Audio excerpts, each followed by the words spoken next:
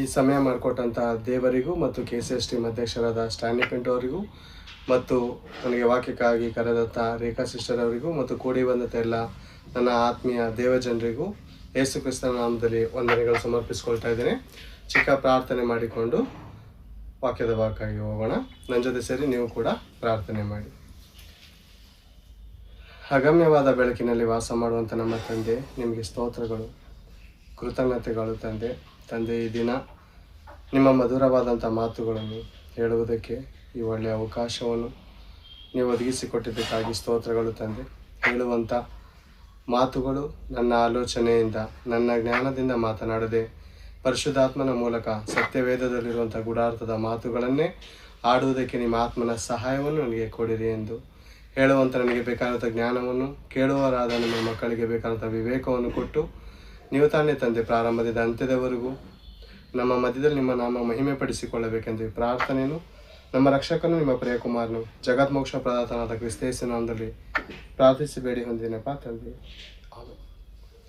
ಕೂಡಿ ಬಂದಂಥ ಎಲ್ಲ ದೇವಜನರಿಗೆ ಯೇಸು ಕ್ರಿಸ್ತ ನಾಮದಲ್ಲಿ ವಂದನೆಗಳು ಪ್ರಿಯರೇ. ಮತ್ತಾಯನು ಬರೆದ ಸುವಾರ್ತೆ 25ನೇ ಅಧ್ಯಾಯ 1ರಿಂದ 8ರವರೆಗೂ ನಾವು ನೋಡುವಾಗ ಓದ್ಬೇಡಿ, ಮೊದಲೇ ನಾನು ಹೇಳ್ತಾ ಇದ್ದೀನಿ, ಇದರ ವಿವರಣೆ ಕೊಡ್ತೀನಿ, ಆಮೇಲೆ 8ರಿಂದ ಆಮೇಲೆ ಓದ್ತಿರಂತೆ.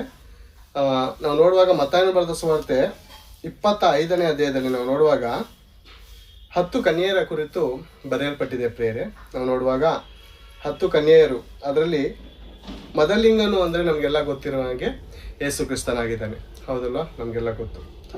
ಮತ್ತು ಮೊದಲ ಗಿತ್ತಿ ಅಂದರೆ ಸಭೆಯಲ್ಲಿರುವಂಥ ದೇವಜನರು. 10 ಜನರು ಕೂಡ ದೇವಜನರೇ ಆಗಿದ್ದಾರೆ. ಅದರಲ್ಲಿ 5 ಜನ ಬುದ್ಧಿವಂತೆಯರು, 5 ಜನ ಬುದ್ಧಿಹೀನರಾಗಿದ್ದಾರೆ. ಅದೆಲ್ಲ ನಮಗೆ ಗೊತ್ತಿರೋಂಥ ವಿಷಯನೇ, ಅದೆಲ್ಲ ಎಕ್ಸ್ಪ್ಲೈನ್ ಮಾಡೋದಕ್ಕೆ ಸಮಯ ಜಾಸ್ತಿ ಆಗುತ್ತೆ, ನಿಮಗೆಲ್ಲ ಗೊತ್ತಿರೋದ್ರಿಂದ 8ನೇ ಅಧ್ಯಾಯಕ್ಕೆ ಅಂದರೆ 8ನೇ ವಚನದಿಂದ ನಾವು ನೋಡುವಾಗ ಯಾರಾದರೂ ಓದಿ, ಇಲ್ಲಾಂದ್ರೆ ನಾನೇ ಓದ್ತೀನಿ. ಹಾಗೆ ಬುದ್ಧಿಲ್ಲದವರು ಬುದ್ಧಿವಂತೆಯರಿಗೆ ನಿಮ್ಮ ಎಣ್ಣೆಯಲ್ಲಿ ನಮಗೆ ಸ್ವಲ್ಪ ಕೊಡಿರಿ, ನಮ್ಮ ಆರತಿಗಳು ಆರಿ ಹೋಗುತ್ತವೆ ಎಂದು ಹೇಳಿದರು. ಅದಕ್ಕೆ ಆ ಬುದ್ಧಿವಂತೆಯರು ನಿಮಗೆ ಕೊಟ್ಟರೆ ನಮಗೂ ನಿಮಗೂ ಕೂಡ ಸಾಲದೆ ಹೋದಿತು. ನೀವು ಮಾರುವವರ ಬಳಿಗೆ ಹೋಗಿ ಕೊಂಡುಕೊಂಡರೆ ಒಳ್ಳೆಯದು ಅಂದರು. ಒಂದಕ್ಕೆ ಓದ್ಲಪ್ಪ ಅಷ್ಟೇ, ಸಾಕು. 8ನೇ ವಚನದಲ್ಲಿ ನೋಡುವಾಗ ಬುದ್ಧಿ ಇಲ್ಲದವರು ಬುದ್ಧಿವಂತೆಯರಿಗೆ ನಿಮ್ಮ ಎಣ್ಣೆಯಲ್ಲಿ ನಮಗೆ ಸ್ವಲ್ಪ ಕೊಡಿರಿ ಅಂದರು. ನಮ್ಮ ಆರತಿಗಳು ಆರಿ ಹೋಗುತ್ತವೆ ಎಂದು ಹೇಳಿದರು. ಅದಕ್ಕೆ ಆ ಬುದ್ಧಿವಂತೆಯರು ನಿಮಗೆ ಕೊಟ್ಟರೆ ನಿಮಗೂ ಕೂಡ ಸಾಲದೆ ಹೋದಿತು ಅಂತ. ಏನ್ಪೇರೆ, ದೇವಜನರು ಒಬ್ರಿಗೊಬ್ರು ಸಹಾಯ ಮಾಡಬೇಕು ಅಂತ ದೇವ್ರು ಹೇಳಿದ್ದಾರೆ. ಯಾರ ಹತ್ರ ಆದರೂ 2 ಅಂಗಿ ಇದ್ರೆ 1 ಅಂಗಿ ಕೊಡ್ಬೇಕಂತ ಹೇಳಿದ್ದಾರೆ. ಮತ್ತು ಕೊಡಿರಿ, ಕೊಡಲ್ಪಡುವುದು ಅಂತ ಕೂಡ ಹೇಳಿದ್ದಾರೆ. ಇಲ್ಲಿ ನೋಡುವಾಗ ಈ 5 ಜನ ಬುದ್ಧಿ ಉಳ್ಳವರು ಸ್ವಲ್ಪ ಎಣ್ಣೆ ಕೊಟ್ಟರು ಕೂಡ ಅವ್ರ ಎಣ್ಣೆ ಉರಿತಾ ಇತ್ತು, ಹೌದಲ್ವಾ? ಸ್ವಲ್ಪ ಕೂಡ ಕೊಟ್ಟರು ಅವ್ರ ಎಣ್ಣೆ ದೀಪ ಉರಿತಾ ಇತ್ತು. ಅಡ್ಜಸ್ಟ್ ಮಾಡ್ಕೊಂಡು ಹೇಗೋ ಹೋಗ್ಬೋದಾಗಿತ್ತಲ್ಲ, ಯಾಕೆ ಕೊಡಲಿಲ್ಲ? ವಾಕ್ಯ ಹೇಳುತ್ತೆ ಕೊಡಿರಿ ಕೊಡಲ್ಪಡುವುದು ಅಂತ. ಯಾಕೆ ಕೊಡಲಿಲ್ಲ? ಸ್ತ್ರೀಯರು ಈ ವಿಷಯದಲ್ಲಿ, ಬುದ್ಧಿವಂತ ಸ್ತ್ರೀಯರು ಯಾಕೆ ಸ್ವಾರ್ಥಿಗಳಾದರು? ಎಣ್ಣೆ ಅಂದರೆ ಪ್ರೇರೆ ಹಳೆ ಒಡಂಬಡಿಕೆಯಲ್ಲಿ ನೋಡುವಾಗ ಪವಿತ್ರಾತ್ಮನಿಗೆ ಸೂಚನೆಯಾಗಿದೆ. ಪವಿತ್ರಾತ್ಮನಿಗೆ ಅಷ್ಟೇ ಮಾತ್ರವಲ್ಲ, ಮತ್ತು ಜ್ಞಾನಕ್ಕೂ ಕೂಡ ಅದು ಸಂಪನ್ನನಾಗಿದೆ. ಯಾವುದು? ಎಣ್ಣೆ ಎಂಬುವಂಥದ್ದು. ಒಂದು ಸಾರಿ ನಾವು ನೋಡುವಾಗ ಪ್ರಿಯರೇ, ಹೊಸದಾಗಿ ವಿಶ್ವಾಸಿಗಳು ಬರುವಾಗ ಅವರಿಗೆ ನಾವು ಬೈಬಲ್ ಕೊಟ್ಟು ಪ್ರೋತ್ಸಾಹ ಪಡಿಸ್ಬೋದು. ಬೈಬಲ್ ಓದಿ ನೆಕ್ಸ್ಟ್ ನೀವು ನಮಗೆ ವಾಪಸ್ ಕೊಡಿ, ಇಲ್ಲದ್ರೆ ಮಡಿಕೊಳ್ಳಿ, ಪರವಾಗಿಲ್ಲ ಅಂತ ಹೇಳ್ಬೋದು. ಅಥವಾ ನೀವು ಯಾವ್ದಾದ್ರು ಹಾಡು ಬರೆದಿದ್ರು ಕೂಡ ಆ ಹಾಡು ಪುಸ್ತಕವನ್ನು ತೆಗೆದುಕೊಂಡು ನಾವು ಕೂಡ ಹಾಡ್ತೇವೆ ಅಥವಾ ಬರ್ಕೊಂಡು ಕೊಡ್ತೇವೆ ಅಂದರೆ ಕೊಡ್ಬೋದು. ಅಥವಾ ನಿಮ್ಮ ಸಭೆಯಲ್ಲಿ ಈ ಮ್ಯೂಸಿಕ್ ಇನ್ಸ್ಟ್ರೂಮೆಂಟ್ ಚೆನ್ನಾಗಿದೆ, ನಾವು ಕೂಡ ಇದನ್ನು ಬಾರಿಸಿ ಕೊಡ್ತೇವೆ, ಕೊಡಿ ಅಂತ ಹೇಳಿದ್ರೆ ಬದಲಾಯಿಸ್ಕೋಬೋದು ಪ್ರೇರೆ, ಅಲ್ವಾ? ಈ ಎಣ್ಣೆ ವಿಷಯದಲ್ಲಿ ಯಾಕೆ ಇವರು ಸ್ವಾರ್ಥಿಗಳಾಗ್ತಾ ಇದ್ದಾರೆ ಅಂದರೆ, ಒಂದು ಸಾರಿ ನಾವು ಜ್ಞಾನೋಕ್ತಿಗಳು ತೆಗೆದು ನೋಡುವಾಗ ನಮಗೆ ಕೆಲವೊಂದು ವಿಷಯ ಅರ್ಥ ಆಗುತ್ತೆ. ಜ್ಞಾನೋಕ್ತಿಗಳು 21ನೇ ಅಧ್ಯಾಯ 20ನೇ ವಚನವನ್ನು ಯಾರಾದರೂ ತೆಗೆದು ಓದೋಣ. ಜ್ಞಾನೋಕ್ತಿಗಳು 21ನೇ ಅಧ್ಯಾಯ. ಜ್ಞಾನಿಯ ನಿವಾಸದಲ್ಲಿ ಎಣ್ಣೆಯು ಶ್ರೇಷ್ಠ ಸಂಪತ್ತು ಇರುವವು. ಜ್ಞಾನಹೀನನು ಇದ್ದದ್ದನ್ನೆಲ್ಲ ನುಂಗಿ ಬಿಡುವನು. ನೀತಿ ಕೃಪೆಗಳನ್ನು ಹುಡುಕುವವನು ನೀತಿ ಜೀವ ಕೀರ್ತಿಗಳನ್ನು ಪಡೆಯುವನು. ಸಾಕು. ಏನಂತ ಬರ್ತಿದೆ ಲೇಪ್ರೇರೆ? ಯಾವತ್ತು ವಚನ ಓದ್ಬೇಕಾರೆ ಒಂದೇ ತರ ಇರಲ್ಲ. ಆ ವಚನಗಳು ಕೆಳಗಡೆನೆ ಆನ್ಸರ್ ಇರಲ್ಲ. ಸತ್ಯವೇದ ಓದ್ಬೇಕಾದ್ರೆ ಒಂದಕ್ಕೊಂದು ಜೋಡಿಸಿ ಓದಬೇಕಾಗುತ್ತೆ. ಜೋಡಿಸಿ ಓದ್ರೆ ಮಾತ್ರ ಅರ್ಥ ಆಗುತ್ತೆ. ದೇವರ ವಾಕ್ಯ ಏನು ಹೇಳ್ತೀನಿ ಅಂದರೆ, ಯೆಶಾಯನ ಪ್ರವಾದನೆ ಗ್ರಂಥ 34ರಲ್ಲೋ 36ರಲ್ಲೋ ಅಧ್ಯಾಯದಲ್ಲಿ ಹೇಳುವಂಥ ಮಾತು, ಯೆಹೋವನ ಧರ್ಮಶಾಸ್ತ್ರವು ಆಜ್ಞೆಯ ಮೇಲೆ ಆಜ್ಞೆ, ಸೂತ್ರದ ಮೇಲೆ ಸೂತ್ರ ಇರುತ್ತೆ. ಅದು ಅಲ್ಲಿ ಸ್ವಲ್ಪ ಇಲ್ಲಿ ಸ್ವಲ್ಪ ಇರುತ್ತೆ, ಒಂದೇ ಕಡೆ ಇರಲ್ಲ ಪ್ರೇರೆ. ನಾವು ಹೋಲಿಸಿ ವರ್ಣಿಸಿ ಓದಬೇಕಾಗತ್ತೆ, ಅವಾಗ ನಮಗೆ ಅರ್ಥ ಆಗುತ್ತೆ ಪ್ರೇರೆ. ಒಂದೇ ಕಡೆ ವಚನ, ಒಂದೇ ಪ್ರಶ್ನೆಗೆ ಒಂದೇ ಕಡೆ ವಚನ ಇರಲ್ಲ. ಮತ್ತೊಂದು ಅಧ್ಯಾಯದಲ್ಲಿ ಅಥವಾ ಹಳೆ ಒಡಂಬಡಿಕೆಯಲ್ಲಿ ಇರುವಂಥ ಪ್ರಶ್ನೆಗೆ ಹೊಸ ಒಡಂಬಡಿಕೆಯಲ್ಲಿ ಸಿಗ್ಬೋದು. ಆದಿಕಾಂಡದಲ್ಲಿರುವಂಥ ಪ್ರಶ್ನೆಗೆ ಪ್ರಕಟಣೆ ಉತ್ತರ ಸಿಗ್ಬೋದು. ಆದ್ದರಿಂದ ಇಲ್ಲಿ ಎಷ್ಟು ಚೆನ್ನಾಗಿ ಬರೆಯಲ್ಪಟ್ಟಿದೆ. ಅಲ್ಲಿ ನಾವು ಏನು ಓದೋ, ಮತ್ತಾಯನ ಬರೆದ ಸುವಾರ್ತೆ 25ನೇ ಅಧ್ಯಾಯ 8ನೇ ವಚನದಲ್ಲಿ ನೋಡೋದು ಏನಂದ್ರೆ, ಎಣ್ಣೆಯ ಒಂದು ವಿಷಯವನ್ನು ಕುರಿತು ನಾವು ನೋಡ್ತಾ ಇದೀವಲ್ಲ. ಇಲ್ಲೇನು ನೋಡ್ತೀವಿ ಅಂದ್ರೆ, ಜ್ಞಾನಿಯ ನಿವಾಸದಲ್ಲಿ ಅಂದ್ರೆ ಜ್ಞಾನವಂತರ ಸ್ತ್ರೀಯರಿದಾರಲ್ಲ, ಅವರ ನಿವಾಸದಲ್ಲಿ ಎಣ್ಣೆಯು ಶ್ರೇಷ್ಠ ಸಂಪತ್ತು ಅಲ್ವಾ? ಶ್ರೇಷ್ಠ ಸಂಪತ್ತು ಇರುವವು. ಶ್ರೇಷ್ಠ ಸಂಪತ್ತು ಎಣ್ಣೆ ಅವ್ರ ಹತ್ರ ಇದೆ. ಏನಿದು? ಜ್ಞಾನ. ಎಣ್ಣೆ ಏನೇಳಿ? ಜ್ಞಾನವಾಗಿದೆ. ಓಕೆನಾ? ಕೆಳಗಡೆ ಓದುವಾಗ ಜ್ಞಾನಹೀನರು, ಇನ್ನು 5 ಜನ ಸ್ತ್ರೀಯರಿದಲ್ಲ, ಜ್ಞಾನಹೀನನು ಇದ್ದದ್ದನ್ನೆಲ್ಲ ನುಂಗಿ ಬಿಡುವನು. ಈ 5 ಜನ ಹತ್ರ ಸ್ತ್ರೀ ಹತ್ರ ಏನಿಲ್ಲ? ಎಣ್ಣೆ ಇಲ್ಲ. ಇವ್ರು ಏನ್ ಮಾಡಿದ್ದಾರೆ? ಜ್ಞಾನನ ಹಾಳು ಮಾಡ್ಕೊಂಡಿದ್ದಾರೆ. ದೇವ ಸೇವಕರು ಎಷ್ಟೋ ಸಾರಿ ದೇವರ ಮಾತುಗಳನ್ನು ಹೇಳುವಾಗ ಅಸಡ್ಡೆ ಮಾಡಿದ್ದಾರೆ, ಕೇರ್ಲೆಸ್ ಮಾಡಿದ್ದಾರೆ. ಪ್ರೇರೆ, ಭಕ್ತಿ ಹಂಚ್ಕೊಳಕ್ಕಾಗಲ್ಲ. ಒಬ್ರು ಭಕ್ತಿಯಿಂದ ನಡೀಲಿ ಅಂತ ನಾವು ಪ್ರಾರ್ಥನೆ ಮಾಡಬಹುದು. ನಾನು ಹೇಳೋದು ಅರ್ಥ ಮಾಡ್ಕೊಳ್ಳೋದಕ್ಕೆ ಕಷ್ಟಪಡಿ. ಡೌಟ್ ಆದರೆ ಬೇಕಾದ್ರೆ ನನಗೆ ಫೋನ್ ಮಾಡಿ ನೀವು ಕೇಳ್ಬೋದು. ನಾನು ನಿಮ್ಗೆ ಇನ್ನೊಂದ್ಸರಿ ವಿವರಣೆ ಬೇಕಾದ್ರೆ ಹೇಳ್ತೀನಿ. ಇದು ಹೇಳುವಾಗಲೇ ಅರ್ಧ ಗಂಟೆಲಿ ನೀವು ಅರ್ಥ ಮಾಡ್ಕೊಳ್ಳಿ. ಭಕ್ತಿ ಐತಲ್ಲ, ಅದು ಹಂಚ್ಕೊಳಕ್ಕಾಗಲ್ಲ. ಭಕ್ತಿಹೀನರಿಗೋಸ್ಕರ ಪ್ರಾರ್ಥನೆ ಮಾಡಬಹುದು. ದೇವರು ಅವ್ರಿಗೆ ಆಯುಷ್ಯ ಆರೋಗ್ಯವನ್ನು ಕೊಟ್ಟು ಕಾಪಾಡುವಂಥ ಸಾಧ್ಯತೆ ಇರುತ್ತೆ. ಈಗ ಮಗನು ಭಕ್ತವಂತನಾಗಿದ್ದಾನೆ, ತಂದೆ ಭಕ್ತಿಲಿಲ್ಲ. ಈಗ ನಾನು ದೇವ್ರ ಹತ್ರ ಪ್ರಾರ್ಥನೆ ಮಾಡ್ತಾ ಇದ್ದೀನಿ, ನಾನು ಒಳ್ಳೆ ಭಕ್ತನು, ನನ್ನ ತಂದೆ ಕೂಡ ಪರಲೋಕಕ್ಕೆ ಹೋಗ್ತಾರ ಅಂತಂದ್ರೆ ಹೋಗಕ್ಕಾಗತ್ತಾ ಪ್ರೇರೆ? ಸಾಧ್ಯನೇ ಇಲ್ಲ ಪ್ರೇರೆ.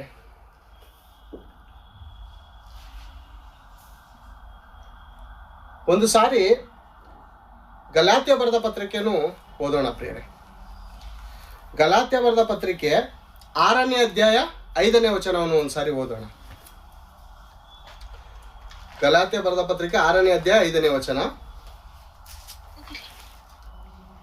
ಯಾಕಂದರೆ ಪ್ರತಿಯೊಬ್ಬನು ಸ್ವಂತ ಹೊರೆಯನ್ನು ಹೊತ್ತುಕೊಳ್ಳಬೇಕು.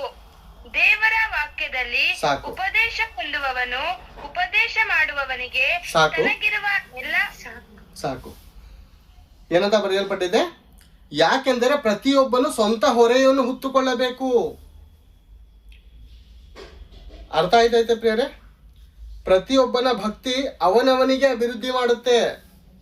ನಮ್ಮ ಭಕ್ತಿ ನಮ್ಮ ಮಕ್ಕಳಿಗೆ ಟ್ರಾನ್ಸ್ಫರ್ ಆಗಲ್ಲ. ಹೌದಂತೀರಾ ಅಲ್ವಾ ಅಂತೀರಾ? ನಮ್ಮ ಭಕ್ತಿ ನೋಡಿ ಇನ್ನೊಬ್ರು ಭಕ್ತವಂತರಾಗ್ಬೋದೇ ಹೊರತು ನಮ್ಮ ಭಕ್ತಿ 100% ಇದೆ ಅನ್ಕೊಳ್ಳಿ. ಆ ಭಕ್ತಿ 2 ಜನ ಮಕ್ಕಳಿಗೆ 25% ಟ್ರಾನ್ಸ್ಫರ್ ಆಗಲ್ಲ. ಅದು ನಮ್ಮ ಹೊರೆ ನಮ್ಮದೇ, ಮಕ್ಕಳ ಹೊರೆ ಮಕ್ಕಳದೇ. ಹೌದಲ್ವಾ? ಕೆಳಗಡೆ ವಚನ ಓದೋಣ. ಅದೇ 25ರಲ್ಲಿ ಕೆಳಗಡೆ ವಚನ ಓದೋಣ. 25ನೇ ಅಧ್ಯಾಯ ಮತ್ತಾಯನ ಬರೆದ ಸುವಾರ್ತೆಯಲ್ಲಿ 8 ಓದಿದ್ದೀವಲ್ವಾ? 25 8ರಿಂದ 8 10 ಓದೋಣ. ಮತ್ತಾಯನ ಬರೆದ ಸುವಾರ್ತೆ 25ನೇ ಅಧ್ಯಾಯ 8 ಇನ್ನೊಂದ್ಸರಿ ಓದೋಣ. 8 9. ಹಾಗೆ ಬುದ್ಧಿ ಇಲ್ಲದವರು ಬುದ್ಧಿವಂತೆಯರಿಗೆ ನಿಮ್ಮ ಎಣ್ಣೆಯಲ್ಲಿ ನಮಗೆ ಸ್ವಲ್ಪ ಕೊಡಿರಿ, ನಮ್ಮ ಆರತಿಗಳು ಆರಿ ಹೋಗುತ್ತವೆ ಎಂದು ಹೇಳಿದರು. ಅದಕ್ಕೆ ಆ ಬುದ್ಧಿವಂತೆಯರು, ನಿಮಗೆ ಕೊಟ್ಟರೆ ನಮಗೂ ನಿಮಗೂ ಕೂಡ ಸಾಲದೆ ಹೋದಿತು. ನೀವು ಮಾರುವವರ ಬಳಿಗೆ ಹೋಗಿ ಕೊಂಡುಕೊಂಡರೆ ಒಳ್ಳೆಯದು ಅಂದರು. ಅವರು ಕೊಂಡುಕೊಳ್ಳಲಿಲ್ಲ. ಹೋದಾಗ ಮೊದಲಿಂದನೂ ಬಂದನು. ಸಿದ್ಧವಾಗಿದ್ದವರು ಅವನ ಸಂಗಡ ಮದುವೆಯ ಮನೆಯೊಳಕ್ಕೆ ಹೋದರು. ಬಾಗಿಲು ಮುಚ್ಚಲಾಯಿತು. ತರುವಾಯ ಉಳಿದ ಕನ್ಯೆಯರು ಸಾಕು ಎಂದ್ರೆ ಇಲ್ಲಿ ನೋಡುವಾಗ, ಲೋಟನ ಹೆಂಡತಿಯ ಜೀವಿತದಲ್ಲಿ ನೋಡುವಾಗ ಗಂಡನ್ನು ತುಂಬಾ ಭಕ್ತನು, ಲೋಟನು ತುಂಬಾ ಭಕ್ತನು. ಹೆಂಡತಿ ಏನಾಗಿದ್ದಾಳು ಅಂದ್ರೆ ಲೋಕವನ್ನು ಪ್ರೀತಿಸುವಳಾಗಿದ್ದಾಳು. ಇಲ್ಲಿ 5 ಜನ ಭಕ್ತಿ ಇರುವಂತ ಸ್ತ್ರೀಯರಿದ್ದಾರೆ. 5 ಜನ ಏನ್ ಮಾಡಿದ್ದಾರೆ ಗೊತ್ತಾ? ತನ್ನ ಭಕ್ತಿಯನ್ನು ಹಾಳು ಮಾಡಿಕೊಂಡು, ನಿಮ್ಮ ಭಕ್ತಿ ನಮ್ಗೆ ಪಾಲ್ಕೊಡಿ, ನಿಮ್ಮ ಭಕ್ತಿಲಿ ನಮಗೂ ಪಾಲ್ಕೊಡಿ ಅಂದ್ರೆ ಆಗತ್ತಾ? ಭಕ್ತಿಲಿ ಪಾಲ್ಕೊಡಕ್ಕಾಗತ್ತಾ? ನಮ್ಮಲ್ಲಿರುವಂತ ಬೈಬಲ್ ಪಾಲ್ಕೊಡ್ಬೋದು, ನಮ್ಮ ಹತ್ರ ಇರುವಂತ ಹಣವನ್ನು ಸಹಾಯ ಮಾಡಿ ಕೂಡ ನಾವು ಅವ್ರನ್ನ ಬಲಪಡಿಸ್ಬೋದು, ಭೌತಿಕವಾಗಿ, ಆತ್ಮಿಕವಾಗಿ ಅಲ್ಲ. ಲೋಟನ ಹೆಂಡತಿ ಉಪ್ಪಿನ ಸ್ತಂಭವಾದದ್ದು ನಮಗೆ ಗೊತ್ತಿದೆ ಪ್ರೇರೆ. ಯಾಕೆ? ಲೋಟನು ತುಂಬಾ ಒಳ್ಳೆ ಭಕ್ತನಲ್ವಾ? ಹೆಂಡತಿಗೆ ಇವನ ಭಕ್ತಿ ಟ್ರಾನ್ಸ್ಫರ್ ಆಗ್ಬೋದಾಗಿತ್ತಲ್ಲ, ಯಾಕಾಗ್ಲಿಲ್ಲ? ಪ್ರತಿಯೊಬ್ಬನು ತನ್ನ ಶಿಲುಬೆಯನ್ನು ಮತ್ತೊಬ್ಬನ ಶಿಲುಬೆ ಅಲ್ಲ, ತನ್ನ ಶಿಲುಬೆಗಳನ್ನು ಹೊತ್ತುಕೊಳ್ಳಬೇಕಂತೆ. ಅಂದ್ರೆ ತನ್ನ ಭಕ್ತಿ ತನ್ನನ್ನು ಅಭಿವೃದ್ಧಿ ಪಡಿಸುತ್ತೆ ಹೊರತು ಮತ್ತೊಬ್ಬರಿಗೆ ಅಭಿವೃದ್ಧಿ ಪಡಿಸೋಲ್ಲ. ಆತನ ಹೃದಯದಲ್ಲಿ ಪಶ್ಚಾತ್ತಾಪ ಬರಬೇಕು, ಆತನ ಹೃದಯದಲ್ಲಿ ಮಾನಸಾಂತರ ಹೊಂದಬೇಕು. ಏನ್ ಬೇರೆ, ನನ್ನ ಮಕ್ಕಳಿದ್ದಾರೆ. ಇವಾಗ ಮುಂಜಾನೆ ಎದ್ದು ನಾವೇನು ಸಂಪಾದನೆ ಮಾಡೋದಕ್ಕೋಸ್ಕರ ಜಾಯ್ನ್ ಆಗ್ತಾ ಇದ್ದೀವಿ? ದೇವರ ವಾಕ್ಯವನ್ನು ಸಂಪಾದನೆ ಮಾಡೋದಕ್ಕೋಸ್ಕರ. ಒಂದು ಸಾರಿ ಜ್ಞಾನೋಕ್ತಿ 23ನೇ ಅಧ್ಯಾಯ 23ನೇ ವಚನ ಒಂದ್ಸಾರಿ ತೆಗೆದು ನೋಡೋಣ. ಜ್ಞಾನೋಕ್ತಿಗಳು. ಸತ್ಯವನ್ನು ಎಂದರೆ ಜ್ಞಾನ, ಸುಶಿಕ್ಷೆ, ವಿವೇಕಗಳನ್ನು ಕೊಂಡುಕೋ, ಮಾರಿ ಬಿಡಬೇಡ. ಸಾಕ? ಮಾರಿ ಬಿಡಬೇಡ. ಸತ್ಯವನ್ನು ಎಂದರೆ ಜ್ಞಾನವನ್ನು, ಸುಶಿಕ್ಷೆಯನ್ನು, ವಿವೇಕವನ್ನು ಕೊಂಡುಕೋ. ಅಲ್ಲಿ ಎಣ್ಣೆ ಕೊಂಡ್ಕೋ ಅಂತ ಹೇಳ್ತಾರಲ್ಲ, ಇಲ್ಲಿ ಏನ್ ಕೊಂಡ್ಕೋಬೇಕಂತೆ? ಜ್ಞಾನವನ್ನು ಕೊಂಡ್ಕೋಬೇಕಂತೆ. ಮುಂಜಾನೆ ಎದ್ದು ನಾವೇನ್ ಮಾಡ್ತಾ ಇದೀವಿ ಹೇಳಿ? 5 ಗಂಟೆಗೆ 4:45 ಎದ್ದು ಹಾಡುಗಳನ್ನು ಹಾಡುವಂಥದ್ದು, ಇತರರಿಗೋಸ್ಕರ ಪ್ರಾರ್ಥನೆ ಮಾಡುವಂಥದ್ದು, ದೇವ ಸೇವಕರು ಹೇಳುವಂತ ವಾಕ್ಯಗಳನ್ನು ಕೇಳುವಂಥದ್ದು, ಕೇಳಿ ಅದಕ್ಕನುಸಾರವಾಗಿ ನಡೆಯುವಂಥದ್ದು, ಇದು ಜ್ಞಾನವನ್ನು ಸಂಪಾದನೆ ಮಾಡೋದಕ್ಕೋಸ್ಕರ ನಾವು ಪ್ರತಿದಿನ ಬರ್ತಾ ಇದೀವಲ್ವಾ? ಅಲ್ವಾ? ಕೊಂಡ್ಕೊಳ್ಳೋದಕ್ಕೆ ಬರ್ತಾ ಇದ್ದೀವಿ. ಕೆಲವರು ಒಂದೊಂದು ವಾಕ್ಯಗಳನ್ನು, ಜ್ಞಾನದ ವಾಕ್ಯಗಳನ್ನು ಹೇಳುವಾಗ ಬರೆದಿಟ್ಕೊಳ್ಳುವಂಥದ್ದು ಅಥವಾ ಅದನ್ನು ನೆನಪಲ್ಲಿ ಇಟ್ಕೊಳ್ಳುವಂಥದ್ದು, ಮತ್ತೊಬ್ಬರಿಗೆ ಅದನ್ನು ಹೇಳುವಂಥದ್ದು, ಇದೇನೋ ಸಂಪಾದನೆ ಮಾಡ್ತಾ ಇದ್ದೀವಿ. ಈಗ ನನ್ನ ಮಗನು ನನ್ನ ಜೊತೆ ಎದೊಳ್ತಾ ಇಲ್ಲ, ಪ್ರಾರ್ಥನೆ ಮಾಡ್ತಾ ಇಲ್ಲ, ದೇವರಿಗೆ ಘನಪಡಿಸ್ತಾ ಇಲ್ಲ ಅಂತ ಅಂದ್ರೆ ನನ್ನ ಭಕ್ತಿ ಅವನಿಗೆ ಟ್ರಾನ್ಸ್ಫರ್ ಆಗುತ್ತಾ? ನಾನು ಪರಲೋಕಕ್ಕೆ ಹೋದ ನಂತರ ಅವನಿಗೆ ರಿಕ್ವೆಸ್ಟ್ ಮಾಡಿ, ದೇವರೇ ನನ್ನ ಮಗ ಅವನು, ದೇವರೇ ನಾನು ನಿನ್ನ ಭಕ್ತನಿದ್ದೇನಲ್ಲ, ನಿನ್ನ ಮಗ ನಾನು, ಅವನು ನನ್ನ ಮಗ, ಅದಕ್ಕೆ ಈ ನನ್ನ ಭಕ್ತಿಯ ಮೇಲೆ ನೀನು ಕರುಣೆ ಇಟ್ಟಂತ ಕಾರಣ ನನ್ನ ಮಗನ್ನು ಕಾಪಾಡು ಅಂದ್ರೆ ಕಾಪಾಡ್ತಾರ ದೇವರು? ಪ್ರೇರೆ, ಒಂದು ಮಾತು ಹೇಳ್ತೀನಿ, ಇದು ನೀವು ಯಾವತ್ತೂ ನೆನ್ಪಿಟ್ಟಿರ್ತೀರ ಅಂತ ನನಗೆ ಗೊತ್ತಿರುತ್ತೆ. ದೇಹಕ್ಕೆ ಸಂಬಂಧ ಇದೆ. ಈ ದೇಹ ಇದೆಯಲ್ಲ, ಇದಕ್ಕೆ ತಂದೆ ಮಕ್ಕಳ ಸಂಬಂಧ, ಅಣ್ಣ ತಮ್ಮಂದರ ಸಂಬಂಧ, ತಾಯಿ ಮಕ್ಕಳ ಸಂಬಂಧ ಇದೆ. ಆತ್ಮಕ್ಕೆ ಯಾವ ಸಂಬಂಧನೂ ಇಲ್ಲ. ಈ ಆತ್ಮ ಐತಲ್ಲ, ನಮ್ಮ ಒಳಗಡೆ ಆತ್ಮ ಐತೆ ನೋಡಿ, ಈ ಆತ್ಮಕ್ಕೆ ಅಣ್ಣ ತಮ್ಮ ಅಕ್ಕ ತಂಗಿ ಅನ್ನೋಂಥ ಸಂಬಂಧ ಇರಲ್ಲ. ಸಂಬಂಧ ಇರೋದೆಂತಕ್ಕೆ? ದೇಹಕ್ಕೆ ಮಾತ್ರ. ಇದನ್ನ ನೆನ್ಪಟ್ಕೊಳ್ಳಿ. ನಮ್ಮ ಭಕ್ತಿಯನ್ನು ನೋಡಿ ನಮ್ಮ ಮಕ್ಕಳನ್ನು ಅಭಿವೃದ್ಧಿ ಪಡಿಸ್ತಾರೆ. ವಾಕ್ಯ ನಾವು ಅಪೊಸ್ತಲ ಕೃತ್ಯಗಳನ್ನು ನೋಡ್ಬೋದು. ಏನಂತ ನೋಡ್ಬೋದು? ಮೊದಲು ನಿನ್ನ ರಕ್ಷಣೆ ಒಂದು, ಆಮೇಲೆ ನಿನ್ನ ಮನೆಯವ್ರ ರಕ್ಷಣೆ ಹೊಂದೋರು ಅಂದ್ರೆ ಅರ್ಥ ಏನಾದ್ರದ್ದು? ಈ ಮಾತನ್ನು ಅಪಾರ್ಥ ಮಾಡಿಕೊಂಡು ನಮ್ಮ ಸಭೆಗೆ ಒಂದು ಅಮ್ಮ ಬರ್ತಾ ಇದ್ರು. ಅವರ ಅಳಿಯ, ಇವರೆಲ್ಲರೂ ರಕ್ಷಣೆ ಮಾಡ್ದಲ್ಲಿ ಸುವಾರ್ತೆ ಸಾರಿ ಕರ್ಕೊ ಹೋಗಿದೆ, ಬರ್ತಾ ಇದ್ರು. ಇವರ ಅಳಿಯನಿಗೆ ಭಾನುವಾರ ತುಂಬ ಹೆಚ್ಚಾದಂಥ ಸಂಪಾದನೆ. ಭಾನುವಾರ ಒಂದು 3,000ರಿಂದ 4,000 ಸಂಪಾದನೆ, ಪ್ರತಿದಿನ ಬಂದು 1,800 ಆ ರೀತಿ ಸಂಪಾದನೆ ಇತ್ತು.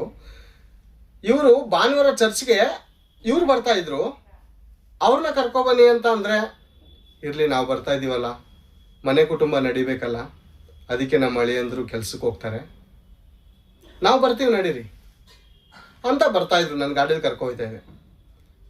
ನಾನು ಅವ್ರಿಗೆ ಭಾಳ ಸಾರಿ ಎಚ್ಚರಿಸ್ತಾ ಇದ್ದೆ, ಅಮ್ಮ ದೇವ್ರ ಸನ್ನಿಧಿ ಬಿಟ್ಟು ಎಷ್ಟು ದುಡ್ಡು ಸಂಪಾದನೆ ಆಯ್ತದಂದ್ರು ನೀವು ಅದನ್ನು ಆಸೆ ಪಡೋಕ್ಕೆ ಹೋಗಬೇಡಿ, ಕರ್ಕೊಬನ್ನಿ. ದೇವರು ನಮ್ಮ ಭಾನುವಾರ ಏನು ಸಂಪಾದನೆ ಮಾಡಿದ್ರು ದೇವ್ರು ಕೊಟ್ಟೆ ಕೊಡ್ತಾರೆ. ಬಹಳ ಕೂಡಿಸಿದವನಿಗೆ ಏನೂ ಹೆಚ್ಚಾಗಲಿಲ್ಲ, ಕಡಿಮೆ ಕೂಡಿಸಿದವನಿಗೆ ಏನೂ ಕಡಿಮೆ ಆಗಿಲ್ಲಮ್ಮ, ಕಡಿಮೆ ಆಗಲ್ಲ, ದೇವ್ರು ಸಹಾಯ ಮಾಡ್ತಾರೆ ಅಂದರೆ ಕೇಳಿಲ್ಲ. 1 ವರ್ಷ ಏನೋ ಸಂಪಾದನೆ ಮಾಡಿಕೊಟ್ಟ ಅಷ್ಟೇ ಪ್ರೇರೆ. ದೊಡ್ಡ ಕುಡುಕನಾಗಿ, ದೊಡ್ಡ ವ್ಯಭಿಚಾರಿಯಾಗಿ, ದೊಡ್ಡ ಗಾಂಜಾಕ್ಕೆ ಅಡಿಟ್ ಆಗಿ ಸುಮಾರು 5 ಲಕ್ಷದಿಂದ 6 ಲಕ್ಷ ಹಾಳು ಮಾಡಿರೋದು ಬೇರೆ ಮಾತು, ದೇವರ ಗೌರವವನ್ನೆಲ್ಲ ಅವ್ರ ಮನೆ ಕುಟುಂಬ ಹಾಳು ಮಾಡೋ ರೀತಿಲಾಗೋಯ್ತು.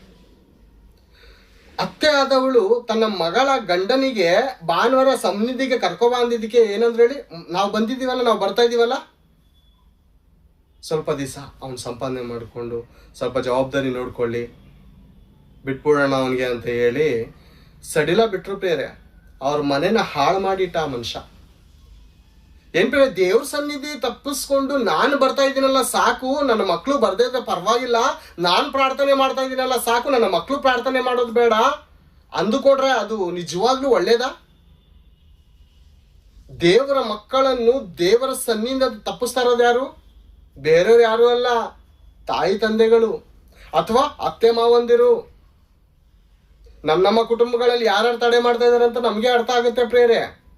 ಮಕ್ಕಳನ್ನು ದೇವ್ರ ಸನ್ನಿಧಿಯಲ್ಲಿ ನಡೆಸ್ದೆ 8 ಗಂಟೆವರೆಗೂ 9 ಗಂಟೆವರೆಗೂ 10 ಗಂಟೆವರೆಗೂ ನಿದ್ರೆ ಮಾಡಿಸ್ತಾ ಇದ್ದೀರಾ?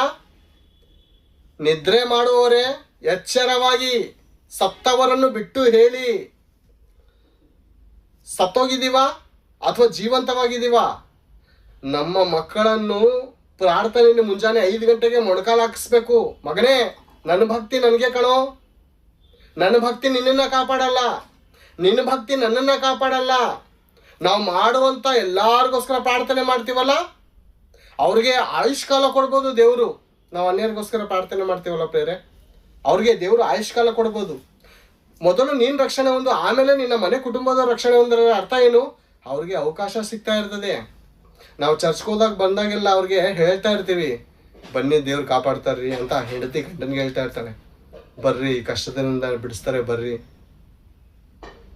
ಗಂಡ ಹೆಂಡತಿ ಕರಿತಾ ಇರ್ತಾನೆ, ಬಾಮ ಈ ಕಷ್ಟ ಸದಾ ಇರಲ್ಲಮ್ಮ, ನಮ್ಮ ಪಾಪ ವಿಮೋಚನೆಗೋಸ್ಕರ ಯೇಸು ಕ್ರಿಸ್ತನ ಕರೆದ ಬಾಮ. ಪದೇ ಪದೇ ಹೇಳ್ತಾ ಇರ್ತೀವಿ. ಮಕ್ಳಿಗೆ ತಂದೆ ಹೇಳ್ತಾ ಇರ್ತಾರೆ, ತಂದೆಗೆ ಮಕ್ಳು ಹೇಳ್ತಾ ಇರ್ತಾರೆ. ಇದು ಅವಕಾಶ ಸಿಗ್ತಾ ಇರ್ತದೆ. ಸ್ವಾರ್ಥ ಎಷ್ಟು ಕಷ್ಟ ಇದೆ ಗೊತ್ತಾ ಹೊರಗಡೆ ಸಾರೋದು? ನನಗೆ ಗೊತ್ತು. ಒಬ್ರು ಸಿಗ್ದವ್ರು ಒಬ್ರು ಸಿಗಲ್ಲ. ಒಬ್ರಿಗೆ ಸ್ವಾರ್ಥ ಹೇಳ್ಬೇಕಂದ್ರೆ ಬಹಳ ಕಷ್ಟ. ಇಲ್ಲಿ ಮನೇಲಿ ಅವಕಾಶ ಸಿಗ್ತಾ ಇರ್ತದೆ ಅಂದ್ರೆ ಏನು? ಇವರು ರಕ್ಷಣೆಯಲ್ಲಿ ಬರೋದಕ್ಕೆ ಚಾನ್ಸಸ್ ಬಹಳ ಇರುತ್ತೆ.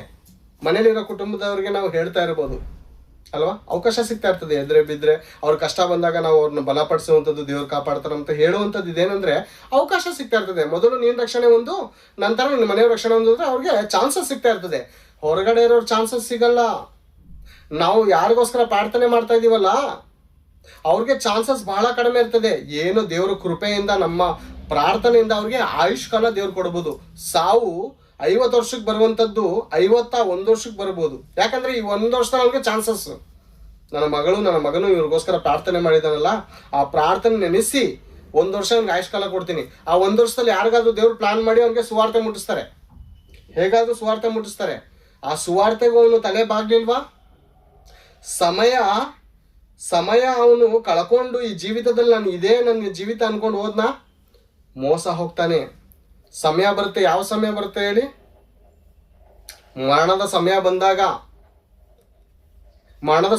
ಅವ್ನು ಯಾರು ಕಾಪಾಡಕ್ಕಾಗಲ್ಲ. ಒಂದು ಸಾರಿ ಯೆಹೆಜ್ಕೇಲನ ಪ್ರವಾದನೆ ಗ್ರಂಥ 14ನೇ ಅಧ್ಯಾಯ 14ನೇ ವಚನ ಒಂದ್ಸರಿ ಓದೋಣ.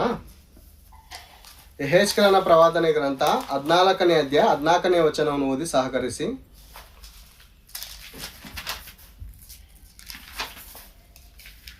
ಯೆಹೆಜ್ಕೇಲ 14:14. ನೋಹ, ದಾನಿಯೇಲ, ಯೋಬ, ನೀವೆಲ್ಲ ವಾಕ್ಯ ತೆಗೆದು ನೋಡಿ. ನೋಹ, ದಾನಿಯೇಲ, ಯೋಬ ದಾನಿಯೇಲ, ಯೋಬ ಎಂಬಿ ಮೂವರು ಪುತ್ರರು ಅದರಲ್ಲಿದ್ದರು. ತಮ್ಮ ಸದಾಚಾರದಿಂದ ಸ್ವಂತ ಪ್ರಾಣಗಳನ್ನು ಮಾತ್ರ ಉಳಿಸಿಕೊಳ್ಳುತ್ತಿದ್ದರು. ಇದು ಕರ್ತನಾದ ಯೆಹೋವನ ನುಡಿ. ಸಾಕು. ಭಯಂಕರವಾದಂತ ಮರಣ ಬರ್ತಾ ಇದೆ. ಭಯಂಕರವಾದಂತ ಮರಣ, ಭಕ್ತಿಹೀನರಿಗೆ ಮರಣ ಬರ್ಬೇಕಾದ್ರೆ ದೇವ್ರೊಂದು ಮಾತು ಹೇಳ್ತಾ ಇದ್ದಾರೆ. ಏನಂತ ಗೊತ್ತಾ? ಹೆಚ್ಕೇಲನಿಗೆ ಹೇಳ್ತಾ ಇದ್ದಾರೆ. ಅದರಲ್ಲಿ ನೋಹ, ದಾನಿಯೇಲ, ಯೋಬ ಎಂಬಿ ಮೂವರು ಪುರುಷರು ಅದರಲ್ಲಿ ಇದ್ದರೂ ತಮ್ಮ ಸದಾಚಾರದಿಂದ, ಮತ್ತೊಬ್ಬರ ಸದಾಚಾರದಿಂದ ಅಲ್ಲ, ತಂದೆ ಸದಾಚಾರದಿಂದ ಮಗಳು, ಮಗಳ ಸದಾಚಾರದಿಂದ ತಂದೆ ಅಲ್ಲ, ಸ್ವಂತ ಸದಾಚಾರದಿಂದ ಸ್ವಂತ ಪ್ರಾಣಗಳನ್ನು ಮಾತ್ರ ಉಳಿಸಿಕೊಳ್ಳುತ್ತಿದ್ದರು. ಯೋಬನು ದಾನಿಯೇಲನಿಗೋಸ್ಕರ ಪ್ರಾರ್ಥನೆ ಮಾಡಿದ್ರೆ ಓಕೆ, ಪ್ರಾರ್ಥನೆ ಕಾರಣ. ಭಕ್ತಿ ಐತಲ್ಲ, ಟ್ರಾನ್ಸ್ಫರ್ ಆಗಲ್ಲ. ತಮ್ಮ ಭಕ್ತಿ ತಮ್ಮನ್ನು ಕಾಪಾಡುತ್ತೆ. ಮತ್ತೊಬ್ಬನ ಭಕ್ತಿ ನಮ್ಮನ್ನು ಕಾಪಾಡಲ್ಲ. ಸಭೆಯಲ್ಲಿ ದೇವ ಸೇವಕರು ಬಹಳ ಭಕ್ತರಿರ್ತಾರೆ, ಬಹಳ ತಗ್ಗಿಸುವಿಕೆ, ಬಹಳ ಭಕ್ತಿ, ಸತ್ಯ ವಚನಗಳನ್ನು ಆಡೋರು ಈ ರೀತಿ ಇರ್ತಾರೆ. ಈಗ ಸಭೆಯಲ್ಲಿರುವಂಥ ವಿಶ್ವಾಸಿಗಳೆಲ್ಲ ಪರಲೋಕಕ್ಕೆ ಅವ್ರು ಕರ್ಕೋಬೇಕಾಗತ್ತಾ? ತನ್ನ ಭಕ್ತಿಯಿಂದ ಯೋಬನ್ ಇವಾಗ ದೊಡ್ಡ ಭಕ್ತನ ಸೇವಕರಾಗಿದ್ದಾರೆ. ಅವರಲ್ಲಿರುವಂಥ ಸಭೆ ವಿಶ್ವಾಸಿಗಳಿಗೆ ಯೋಬರು ಭಕ್ತರಿದ್ದ ಹಾಗೆ ಅವರು ಭಕ್ತರಾದ್ರೆ ಪರಲೋಕಕ್ಕೆ ಹೋಗ್ತಾರೆ. ಯೋಬನ್ ಭಕ್ತನಿದ್ದಾನೆ, ದಾನಿಯೇಲನ ಭಕ್ತನಿದ್ದಾನೆ, ನೋಹ ಭಕ್ತಿ ಇದ್ದಾನೆ, ಹೋಗ್ತಾರೆ ಪರಲೋಕಕ್ಕೆ. ಸಭೆಯಲ್ಲಿರುವಂಥ ವಿಶ್ವಾಸಿಗಳು ಖಂಡಿತ ಹೋಗಲ್ಲ. ದೇವರು ಪ್ರತಿಯೊಬ್ಬನಿಗೆ ಅವನವನ ನಡತೆಗೆ ಪ್ರತಿಫಲವನ್ನು ಕೊಡ್ತಾರೆ. ಪ್ರತಿಯೊಬ್ಬನಿಗೆ ಅವನವನ ಭಕ್ತಿಗೆ ಪ್ರತಿಫಲ ಕೊಡ್ತಾರೆ. ನಾವು ಒಂದು ದಿವಸಕ್ಕೆ 10 ಸಾರಿ ಪ್ರಾರ್ಥನೆ ಮಾಡಿದ್ರು, ಎದುರುಗಡೆ ಇರುವಂಥ ಸ್ತ್ರೀಯಲ್ಲಿ, ಎದುರುಗಡೆ ಇರುವಂಥ ಮನುಷ್ಯನಲ್ಲಿ ಭಕ್ತಿ ಇಲ್ಲ ಅಂದರೆ ನಿಮಗೆ ನಿಜವಾಗಿ ಹೇಳ್ತೇನೆ, ಅವನು ಪರಲೋಕಕ್ಕೆ ಹೋಗಲ್ಲ. ನೀವೆಷ್ಟೇ ಭಕ್ತಿವಂತರಾಗಿರ್ಬೋದು, ನೀತಿವಂತರ ಪ್ರಾರ್ಥನೆ ಅತ್ಯಾಸಕ್ತಿ ಉಳ್ಳದು, ಓಕೆ. ಎದುರುಗಡೆ ಇರುವಂಥ ಮನುಷ್ಯನಿಗೆ ಭಕ್ತಿ ಇಲ್ಲ ಅಂದರೆ ಹೋಗಲ್ಲ. ಚಾನ್ಸ್ ಕೊಡ್ತಾರೆ ದೇವರು ಆಯುಷ್ಕಾಲ ಕೊಡ್ತಾರೆ. ಮಾರ್ಪಾಡು ಹೊಂದಲಿ, ನನ್ನ ಮಗನು ಮಾರ್ಪಾಡು ಹೊಂದಲಿ ಅಂತ ಸಮಯ ಕೊಡ್ತಾ ಇರ್ತಾರೆ. ಹೊರತು ಈತನ ಭಕ್ತಿಯನ್ನು ನೋಡಿ ಮತ್ತೊಬ್ಬನಿಗೆ ಅದು ಕ್ಲಿಯರೆನ್ಸ್ ಆಗಲ್ಲ. ಮನೇಲಿ ಯಾರೋ ಒಬ್ರು ಇನ್ಶೂರೆನ್ಸ್ ಮಾಡಿಸಿರ್ತಾರೆ ಪ್ರಿಯರೇ, ತನ್ನ ಮಕ್ಕಳಿಗೆ ಇನ್ಶೂರೆನ್ಸ್ ಬರಲಿ ನಾನು ಸತ್ತಾದ್ಮೇಲೆ ಅಂತ ಮಾಡಿಸಿರ್ತಾರೆ. ಈ ಥರ ಸತ್ತಾದ್ಮೇಲೆ ಆ ಇನ್ಶೂರೆನ್ಸ್ ಕಾಸು ಯಾರು ಹಂಚ್ಕೋತಾರೆ.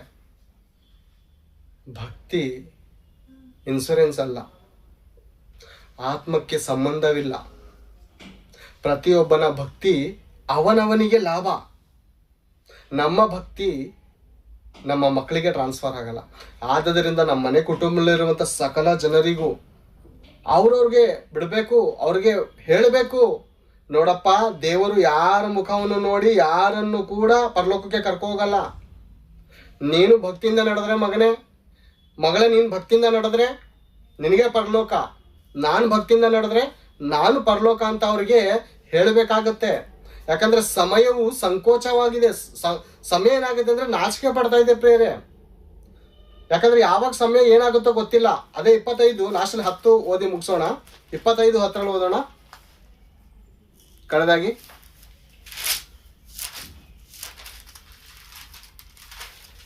ಮತ್ತಾಯನ ಬರೆದ ಸುವಾರ್ತೆ 25ನೇ ಅಧ್ಯಾಯ 10. ಅವರು ಕೊಂಡುಕೊಳ್ಳಲಿಕ್ಕೆ ಹೋದಾಗ ಮೊದಲಿಂದಲೂ ತಂದನು ಸಿದ್ಧವಾಗಿದ್ದವರು ಅವರ ಸಂಗಡ ಮದುವೆ ಮನೆಯೊಳಕ್ಕೆ ಹೋದರು. ಬಾಗಿಲು ಮುಚ್ಚೋಯ್ತು. ನೋಹನ ಕಾಲದಲ್ಲಿ ಆದಿಕಾಂಡ 7ನೇ ಅಧ್ಯಾಯ 16ನೇ ವಚನದಲ್ಲಿ ಏನ್ ಹೇಳುತ್ತೆ ಗೊತ್ತಾ? ದೇವರು ಎಲ್ಲ ಪ್ರಾಣಿಗಳನ್ನ ಒಳಗಡೆ ಕಳಿಸಿ ನೋಹನಿಗೆ ಒಳಗಡೆ ಇಟ್ಟು ಬಾಕ್ಲಾಕಿದ್ರಂತೆ. ಇಲ್ಲೂ ಕೂಡ ದೇವರು ಬಾಕ್ಲಾಗ್ತಾ ಇದ್ದಾರೆ. ಯಾಕಂದ್ರೆ ಎಷ್ಟೋ ಮಾತುಗಳು ನನ್ನ ಸೇವಕರ ಮೂಲಕ ನಿಮ್ಗೆ ಹೇಳಿಸ್ತೆ, ನೀವು ಕೇಳಲಿಲ್ಲ, ಬುದ್ಧಿಯನ್ನು ತಂದ್ಕೊಳ್ಳಿಲ್ಲ, ಜ್ಞಾನಹೀನರಾಗೋದ್ರಿ, ಜ್ಞಾನನ ನೀವು ಕಳ್ಕೊಬಿಟ್ರಿ, ಭಕ್ತಿನ ನೀವು ಕಳ್ಕೊಬಿಟ್ರಿ. ಈ ಭಕ್ತಿ ಕಡಿಮೆ ಮಾಡಿಕೊಂಡು ಮತ್ತೊಬ್ಬರ ಹತ್ರ ಭಕ್ತಿ ಪಾಲ್ ಕೇಳಿದ್ರೆ ಕೊಡ್ತಾರ? ಜ್ಞಾನ ಪಾಲ್ ಕೇಳಿದ್ರೆ ಕೊಡ್ತಾರ? ಜ್ಞಾನ ಕೊಂಡ್ಕೊಳಕ್ಕಾಗತ್ತಾ? ನಾವು ಪ್ರತಿದಿನ ದೇವರ ಬಳಿ ನಾವು ಕೇಳ್ಕೋಬೇಕು. ಭಕ್ತಿಯಿಂದ ನಾವು ನಡೆಯೋದಕ್ಕೆ, ಭಕ್ತಿಯ ಅಭಿವೃದ್ಧಿ ಆಗೋದಕ್ಕೆ ಏನು ಮಾಡಬೇಕು? ನಾವು ಸಂಪಾದನೆ ಮಾಡಬೇಕಾಗತ್ತೆ. ನಾವು ಸಂಪಾದನೆ ಮಾಡಬೇಕು. ನಮ್ಮಪ್ಪ ಆಸ್ತಿ ಮಾಡಿದ್ದು ಭೌತಿಕವಾದದ್ದು ಮಕ್ಳಿಗೆ ಸಿಗುತ್ತೆ. ಇದು ಪರಲೋಕದ ಅಪ್ಪ ಮಡಗಿರೋದು ಏನಂದ್ರೆ ಅವ್ರವ್ರಿಗೆ ಹಂಚ್ಕೊಡ್ತಾರೆ. ಯಾಕಂದ್ರೆ ನಮ್ಮ ಭಕ್ತಿ ನಮಗೆ ಲಾಭ. ಅವಾಗೇನಂದು ಜ್ಞಾನವನ್ನು ಸಂಪಾದಿಸು, ಮಾರಿ ಬಿಡಬೇಡ. ಅನೇಕರು ಭಕ್ತಿನ ಮಾರ್ಕೋತಾ ಇದ್ದಾರೆ. ಭಕ್ತಿ ಮಾರ್ಕೋತಾ ಇದ್ದಾರೆ ಪ್ರೇರೆ. ನಿಮ್ಗೆ ಗೊತ್ತಾ ಭಕ್ತಿ ಮಾರ್ಕೋತಾರ? ಹಾ, ಮಾರ್ಕೋತಾರೆ. ಈ ಲೋಕದಲ್ಲಿ ಏನು ಸಣ್ಣ ಪುಟ್ಟದಕ್ಕೋಸ್ಕರ ಮಾರ್ಕೋತಾರೆ. ನಿಜಾನ? ಏನ್ ಪ್ರೇರೆ? ಭಕ್ತಿ ಎಷ್ಟು ಕಷ್ಟ ಗೊತ್ತಾ ಪ್ರೇರೆ? ಎಂತ ಭಕ್ತರು ತನ್ನ ಆಸ್ತಿ ಅಂತಸ್ತನ್ನೆಲ್ಲ ಮಾರಿ ಅಪೋಸ್ತಲರ ಪಾದಗಳು ಇಡ್ತಾ ಇದ್ದಾರೆ.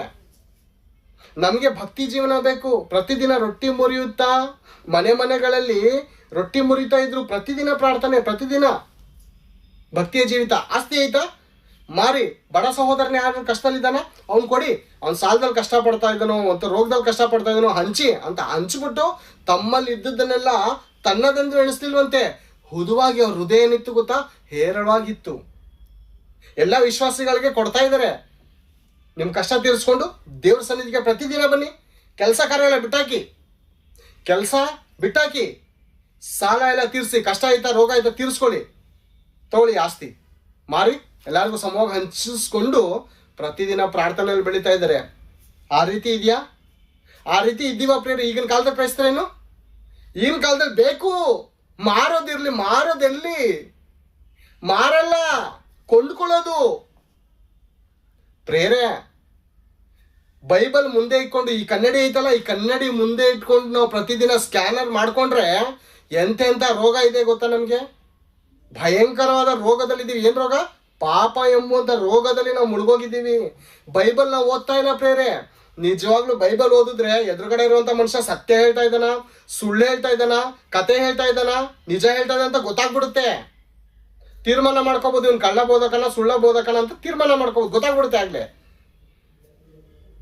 ಇದನ್ನು ಓದ್ಲಿಲ್ಲ ಅಂದ್ರೆ ನಮ್ಗೆ ಏನು ಗೊತ್ತಾಗಲ್ಲ. ಬೈಬಲ್ ಕನ್ನಡಿ ತೋರಿಸುತ್ತೆ ಎದುರುಗಡೆ ಇರುವಂತ ಮನುಷ್ಯನ ಎಂತವನು, ನಾನೆಂತವನು ಅಂತ ತೋರಿಸುತ್ತೆ. ಹಳೆ ಒಡಂಬಡಿಕೆಗಿರೋ ಆಶೀರ್ವಾದ ಏನಂತ ನಮ್ಗೆ ಗೊತ್ತಾಯ್ತಾ ಇಲ್ಲ, ಹೊಸ ಒಡಂಬಡಿಕೆಗಿರುವಂತ ಆಶೀರ್ವಾದ ಏನಂತ ಗೊತ್ತಾಯ್ತಾ ಇಲ್ಲ. ನಾವು ಇವಾಗ ಆಶೀರ್ವಾದ ಇರಬೇಕಂದ್ರೆ ನಮಗೆ ಏನಿರಬೇಕು ಅಂತ ನಮ್ಗೆ ಗೊತ್ತಾಯ್ತಾ ಇಲ್ಲ. ಯಾವಾಗ ತಿಳ್ಕೊಳ್ಳೋಣ ನಾವು? ನಮ್ಗೆ ಯಾವಾಗ ಅರ್ಥ ಆಗುತ್ತೆ ಪ್ರೇರೆ ಬೈಬಲ್? ಇದು ತಂದೆ ಮನಸ್ಸು ಪ್ರೇರೆ. ರೋಮ ಬರೆದ ಪತ್ರಿಕೆ 11ನೇ ಅಧ್ಯಾಯ 31ನೇ ವಚನದಲ್ಲಿ ದೇವರು ಏನಂತ ಗೊತ್ತಾ? ನೊಂದ್ಕೊಂಡು ಹೇಳ್ತಾರೆ, ಕರ್ತನ ಮನಸ್ಸನ್ನು ತಿಳ್ಕೊಂಡವ್ರು ಯಾರು? ಒಬ್ಬ ತಂದೆ ಮನೆಯಲ್ಲಿರುವಂಥ ಕುಟುಂಬದವ್ರಿಗೆ ಎಲ್ಲಾರ್ಗೂ ಸಾಕ್ತಾ ಇರ್ತಾನೆ, ಎಲ್ಲಾರ್ಗೂ ಬುದ್ಧಿ ಮಾತು ಹೇಳ್ತಾ ಇರ್ತಾನೆ, ಎಲ್ಲಾರ್ಗೂ ಜ್ಞಾನದ ಮಾತು ಹೇಳುವಾಗ ಏನ್ ನೀನು ನನಗೆ ಹೇಳೋದು, ನನಗೆಲ್ಲ ಗೊತ್ತು ಅನ್ಕೊಂಡು ಹೋಯ್ತಾ ಇದ್ರೆ ತಂದೆಗೆ ಎಷ್ಟು ನೋವಾಗುತ್ತೆ ಗೊತ್ತಾ? ಲೋ, ಅಲ್ಲಿ ನಾನು ಬಂದಿದ್ದೀನಿ ಕಣೋ, ಅಲ್ಲಿ ನಾನು ನೋವು ಅನುಭವಿಸಿದ್ದೀನಿ ಕಣಪ್ಪ, ಅಲ್ಲಿ ಹೋಗ್ಬೇಡ. ಅಲ್ಲಿ ಹೋದ್ರೆ ಮರಣ ಅಂತ ಗೊತ್ತಿದ್ರು ಮಗ ಹೋಯ್ತಾ ಇದ್ರೆ ಎಷ್ಟು ನೋವಾಗುತ್ತೆ ಗೊತ್ತಾ? ಆ ವೇದನೆ ಎಷ್ಟಾಗುತ್ತೆ ಗೊತ್ತಾ? ಯಾಕೆ ಹೇಳ್ಬೇಕು ಬೇರೆ? ತಂದೆಗೆ ಮಕ್ಕಳು ಅರ್ಥ ಮಾಡ್ಕೊಂಡಿದ್ರೆ ಯಾಕೆ ಆ ಮಾತನ್ನು ಬರ್ಸ್ಬೇಕಾಯ್ತು? ಕರ್ತನ ಮಾತನ್ನು ತಿಳ್ಕೊಂಡವನು ಯಾರು? ಆತನ ಮನಸ್ಸನ್ನು ಅರ್ಥ ಮಾಡ್ಕೊಂಡವ್ರು ಅಂತ ಯಾಕೆ ಹೇಳ್ಬೇಕು ಬೇರೆ? ದೇವರು ಯಾರಿಗೂ ಅರ್ಥ ಆಯ್ತಾ ಅಂತ ಅಲ್ಲ ಅಂತ ತಾನೆ ದೇವರು ಪುಸ್ತಕದಲ್ಲಿ ಬರ್ಸಿರೋದು. ನಾವು ಅರ್ಥ ಮಾಡ್ಕೊಂಡಿದ್ದೆ, ದೇವ್ರ ಮನಸ್ಸು ನನ್ನ ಮಕ್ಕಳು ಅರ್ಥ ಮಾಡ್ಕೊಂಡಿದ್ದಾರೆ ಅಂತ ಬರ್ಸಿರೋರು. ಯಾಕೆ ಬರ್ಸಿದ್ದಾರೆ? ಅರ್ಥ ಮಾಡ್ಕೋತಾ ಇಲ್ಲ ನಾವು. ನಮ್ಮ ಬೈಬಲ್ ಅರ್ಥ ಆಯ್ತಾ ಇಲ್ಲ. ಬೈಬಲ್ ಓದಿದ್ರೆ ನಿದ್ದೆ ಬರುತ್ತೆ, ಬೈಬಲ್ ಓದಿದ್ರೆ ಅರ್ಥ ಆಗಲ್ಲ. ಯಾರಿಗಾದ್ರೂ ಕೇಳ್ತೀವ? ನಾಚಿಕೆ ನಮಗೆ. ಬೈಬಲ್ ಅರ್ಥ ಯಾರಾದ್ರೂ ಕೇಳ್ಬಿಟ್ರೆ ನಾವು ನಮ್ಗೆ ಏನು ಗೊತ್ತಿಲ್ಲ ಅನ್ಕೋತಾರೆ ಅನ್ಕೊಂಡು ನಮಗೆ ನಾಚಿಕೆ, ಯಾರಿಗೂ ಕೇಳಲ್ಲ ನಾವು. ಇಂಥ ಬೈಬಲ್ ಇಂಥ ಪ್ರಶ್ನೆ ಐತೆ ಏನಂತ ನನಗೆ ಅರ್ಥ ಆಯ್ತಲ್ಲ ಅಂತ ಯಾರಿಗಾದ್ರೂ ಒಂದು ಸೇವಕರನ್ನು ನಾನು ಕೇಳೋದು ನೋಡಿಲ್ಲ ಪ್ರೇರೆ, ಕೇಳಿದ್ ನೋಡಿಲ್ಲ. ಕೇಳಬೇಕು, ಗೌರವ ಹೋಗಲ್ಲ, ಅಲ್ಲಿ ಗೌರವ ಬರುತ್ತೆ. ನನ್ನ ತಂದೆಯ ಬಗ್ಗೆ ನಾನು ತಿಳ್ಕೊತಾ ಇದ್ದೀನಿ ಅಂತ ದೇವ್ರು ಸಂತೋಷ ಪಡ್ತಾರೆ. ದೇವ್ರು ಏನು ಹೇಳ್ತಾರೆ ಗೊತ್ತಾ? ನನ್ನ ಮಾತುಗಳನ್ನು ಭಕ್ತರು ಆಡುವುದನ್ನು ಕೇಳಿ ನಾನು ಕಿವಿಗೊಟ್ಟೆ ಅಂತ ಹೇಳುತ್ತಾರೆ ದೇವರು. ಭಕ್ತರು ನನ್ನ ವಾಕ್ಯವನ್ನು ಕುರಿತು ಡಿಸೈಡ್ ಮಾಡ್ಕೋತಾ ಇರ್ತಾರೆ, ಇದು ಸರಿನಾ ಇದು ತಪ್ಪ ಅಂತ ಡಿಸೈಡ್ ಮಾಡ್ಕೋಬೇಕಾದ್ರೆ ದೇವ್ರು ಕೇಳಿಸ್ಕೋತಾರಂತೆ. ಓ, ನನ್ನ ಮಗನು ನನ್ನ ಕುರಿತು ಕೇಳ್ಕೊತಾ ಇದ್ದಾನೆ, ನಿಮ್ಗೆ ಗೊತ್ತಾಯ್ತಾ ಇಲ್ಲ, ಕೇಳ್ಕೊತಾ ಇದ್ದಾನೆ. ಏಷಾಯನ ಗ್ರಂಥ ಓದ್ಬೇಕಾದ್ರೆ ಪ್ರೇರೆ ಯಾರು ಕಂಚುಕಿ ಫಿಲಿಪಿ ಬಂದಾಗ ಏನ್ ಹೇಳ್ತಾರೆ ಗೊತ್ತಾ? ತಗ್ಗಿಸ್ಕೋತಾನೆ ಅವನು. ನಾನು ಏನು ಓದ್ತಾ ಇದ್ದೀನಿ, ನೀನು ಓದ್ತಾ ಇರೋದು ಗೊತ್ತಾಯ್ತಾ ಅಂದಾಗ ಗೊತ್ತಿಲ್ಲ ಅಂತ ಹೇಳ್ತಾನೆ. ಆವಾಗ ವಿವರವಾಗಿ ಹೇಳ್ತಾನೆ. ಯಾರು? ಫಿಲಿಪಿ. ನನಗೆಲ್ಲ ಗೊತ್ತು ಅಂದ್ಕೊಂಡಿದ್ರೆ ಏನು ಅರ್ಥ ಆಗಿರೋದು ನನಗೆ? ಏನೂ ಅರ್ಥ ಆಯ್ತಾ ಇರಲಿಲ್ಲ. ನಮ್ಗೆ ಅರ್ಥ ಆಗ್ಬೇಕಂದ್ರೆ ನಾವು ದೇವ್ರ ಬಗ್ಗೆ ತಿಳ್ಕೊಳ್ಳೋದಕ್ಕೆ ಆಸಕ್ತಿ ಉಳ್ಳವರಾಗಬೇಕು.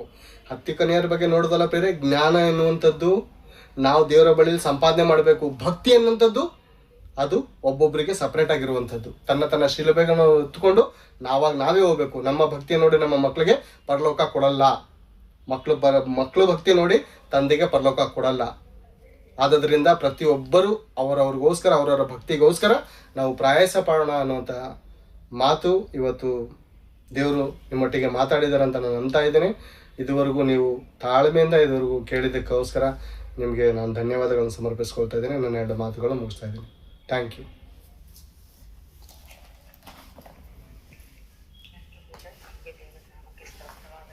ಉತ್ತಮವಾದಂತ ರೀತಿಯಲ್ಲಿ ಎಚ್ಚರಪಡಿಸುವಂತ ಒಂದು ಜೀವಳ ವಾಕ್ಯದಿಂದ ಎಲ್ಲರನ್ನು ಧೈರ್ಯಪಡಿಸಿ ಎಚ್ಚರಿಸಿದ್ದೀರಾ. ಹೇಗೆ ನಾವು ಬುದ್ಧಿಹೀನರಾಗದೆ ಬುದ್ಧಿವಂತೆಯರಾಗಿದ್ದುಕೊಂಡು ತಮ್ಮ ಭಕ್ತಿಯಲ್ಲಿ ವೃದ್ಧಿಯಾಗುವಂತೆ, ನಂಬಿಕೆಯಲ್ಲಿ ಬೆಳೆಯುವುದಕ್ಕಾಗುವಂತೆ, ನೀನು ಬರೋಣ ಕಾಲದಲ್ಲಿ ಎಚ್ಚರವಾಗಿ ಹೇಗೆ ಜೀವಿಸಬೇಕು ಎನ್ನುವುದಂತ ಜೀವವುಳ್ಳ ವಾಕ್ಯದಿಂದ ಅನೇಕ ರೀತಿಯಲ್ಲಿ ಬರೆದರವರು ಎಚ್ಚರ ಪಡೆಯುವಂತ ವಾಕ್ಯದ ಮುಖಾಂತರ ನಮ್ಮನ್ನೆಲ್ಲರನ್ನು ಬಲಪಡಿಸಿ ಎಚ್ಚರಿಸಿದ್ದಾರೆ.